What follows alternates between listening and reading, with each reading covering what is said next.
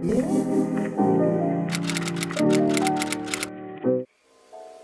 Leute, ich hoffe bei euch ist alles gut. Ja, heute bin ich mit einem neuen Q&A für euch da, weil ich habe bei Instagram noch einige Fragen bekommen und die wollte ich heute mal für euch beantworten.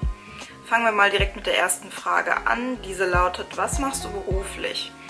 Ja, momentan bin ich ja in Korea mit einem Work-and-Travel-Visum, das heißt, ich bin beruflich momentan nicht unbedingt eingebunden, aber bevor ich nach hier gekommen bin, habe ich Vollzeit als Influencer-Marketing-Manager für eine Beauty-Firma gearbeitet, Kampagnen gemacht, Blogger-Suche betrieben, die richtigen Blogger für die Brand rausgesucht und Kontakt zu denen aufgebaut und wie gesagt ganze Kampagnen geleitet. Die nächste Frage lautet: Warst du schon jemals in anderen asiatischen Ländern neben Korea? Ja, ich war schon zweimal in Japan und ich war auch in Thailand. Und als ich in Japan war, war ich unter anderem in Tokio, Osaka, Kyoto, Nara, Himeji und Kobe. Heißt, ich bin da schon doch ein bisschen rumgekommen und habe einiges gesehen und natürlich nicht alles. Also es sind noch einige Dinge auf meiner Liste. Also ich würde zum Beispiel auch mal super gern den Fuji sehen. Oder nach Yokohama zum Beispiel. Oder Okinawa. Oh mein Gott, Okinawa muss so schön sein. Ja, das sind auf jeden Fall so Dinge, die noch auf meiner Liste sind. Und als ich in Thailand war, war ich in Bangkok und auf Koh Samui. Ja, eine weitere reisebezogene Frage war, ob ich weiterhin die Welt bereisen würde, wenn Geld gar kein Problem wäre. Auf jeden Fall. Also ich liebe Reisen, ich liebe es, neue Länder, also für mich neue Länder zu besuchen und kennenzulernen.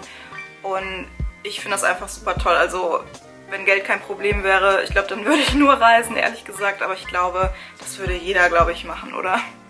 Ja, einen weiteren Kommentar, den ich bekommen habe, war, dass ich meinen Stil erklären soll. Ich nehme an, damit ist mein Kleidungsstil gemeint.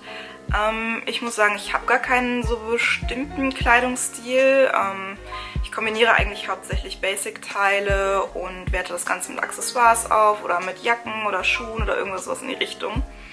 Und man muss natürlich sich immer vor Augen halten, das, was ich auf Instagram poste und wie das Real Life ist, klafft manchmal auseinander, weil ich natürlich auch auf meinen Feed achte, auf mein Farbschema achte und Instagram natürlich auch gestellt ist. Das muss man sich natürlich vor Augen halten. Es geht hier um eine bestimmte Ästhetik, die man natürlich beibehalten möchte, und wie das Ganze dann eigentlich im Real Life aussieht, sieht man dann eher zum Beispiel in meinen Stories oder hier jetzt zum Beispiel auf YouTube.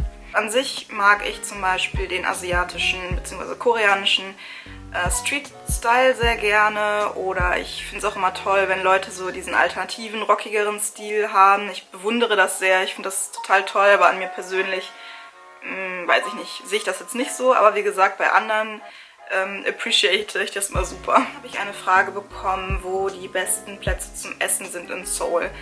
Ja, so runterbrechen kann man das eigentlich gar nicht, weil Seoul so groß ist und hier so viele Restaurants sind.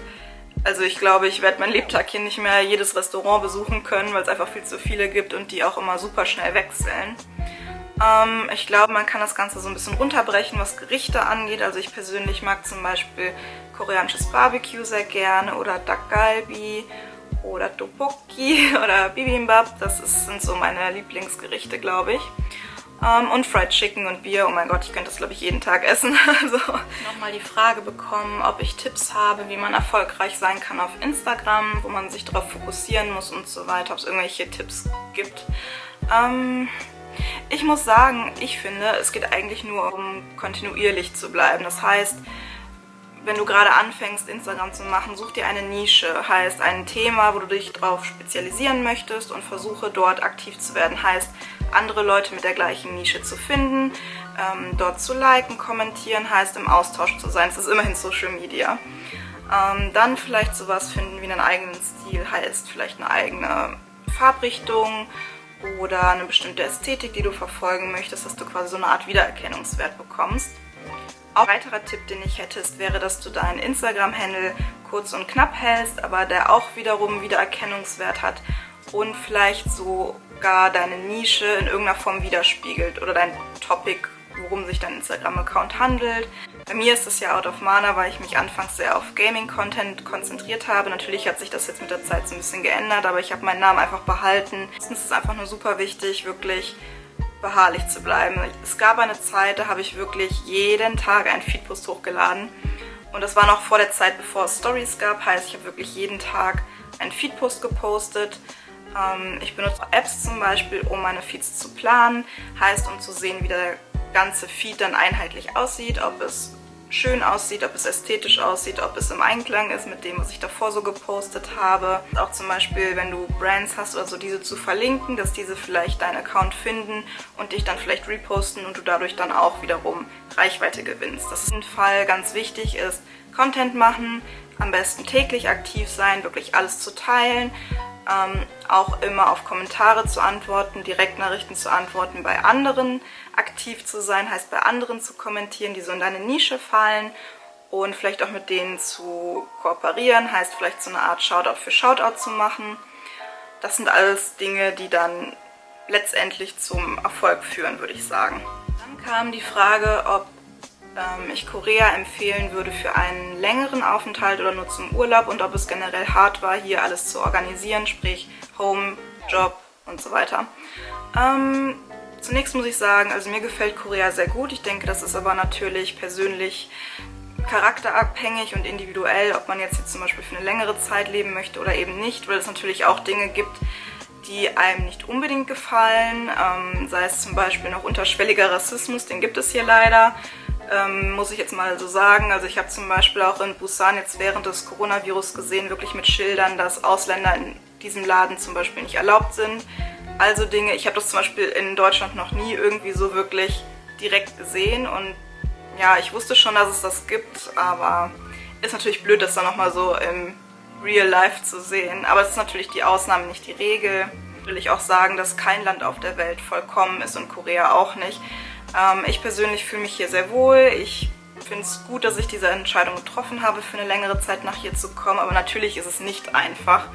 Da möchte ich auch nochmal dran appellieren. Ich habe oft irgendwie das Gefühl, dass vielleicht auch junge Mädels das vielleicht so ein bisschen unterschätzen und vielleicht denken, man kommt hier vielleicht mit 450 € im Monat hin. Aber das ist nicht der Fall. Das deckt meistens noch nicht mal die Miete hier ab. Also man muss sich natürlich um Dinge kümmern wie Visum. Dazu habe ich auch einen Blogbeitrag gemacht, wie ich das Ganze gemacht habe. Den verlinke ich euch auch mal in der Infobox, dann könnt ihr euch das gerne mal anschauen, was ich alles tun musste in Deutschland, bevor ich nach hier gekommen bin, um überhaupt das Visum zu bekommen.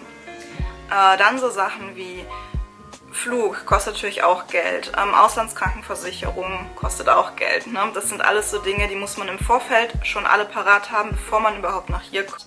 Muss man sich darum kümmern, dass man eine Unterkunft findet. Da gibt es natürlich verschiedene Möglichkeiten. Ich jetzt habe zum Beispiel momentan Airbnbs, die sind ein bisschen teurer, aber es gibt auch günstigere Alternativen wie Sharehousing oder WGs oder sowas. Dann natürlich vor Ort muss man so Dinge noch mit einkalkulieren wie Essen oder wenn man hier natürlich shoppen gehen möchte. Man will sich natürlich auch ein bisschen was gönnen, wenn man nach hier kommt und nicht unbedingt auf jedem Cent rumkrebsen. Also zumindest geht es mir so.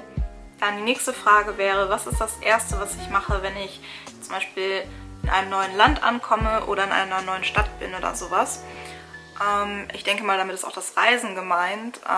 Also ich habe mir angewöhnt, wenn ich zum Beispiel Langstreckenflüge habe oder sowas, dass ich wirklich als allererstes schaue, dass ich so schnell wie möglich in meine Unterkunft komme, duschen gehe, mir vielleicht ein paar Snacks hole im nächstgelegenen Supermarkt und einfach vielleicht ein bisschen Netflix schaue und so ein bisschen Skincare betreibe. Das ist meine Art, um so ein bisschen zu relaxen und zu entspannen.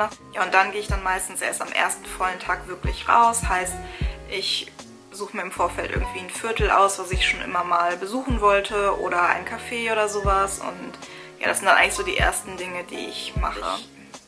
Ja, das war das Q&A für heute und ich hoffe, ich konnte so ein bisschen eure Fragen beantworten. Und wenn ihr sonst irgendwelche Fragen habt, könnt ihr die gerne in den Kommentaren hier hinterlassen oder bei Instagram fragen. Ja, ich bete auch immer einmal im Monat in den Instagram Stories um neue Fragen. Das heißt, dann könnt ihr mir Fragen stellen, ich speichere mir die und mache dann ein neues Q&A-Video dazu. Das heißt, wenn ihr irgendwie Fragen habt, sammelt die am besten und stellt mir dann einfach die Fragen, wenn ich dann in den Instagram Stories darum bete. Ich verlinke euch, wie gesagt, auch alle meine Social-Media-Kanäle in der Infobox. Und ja, bis zum nächsten Mal und habt einen schönen Tag.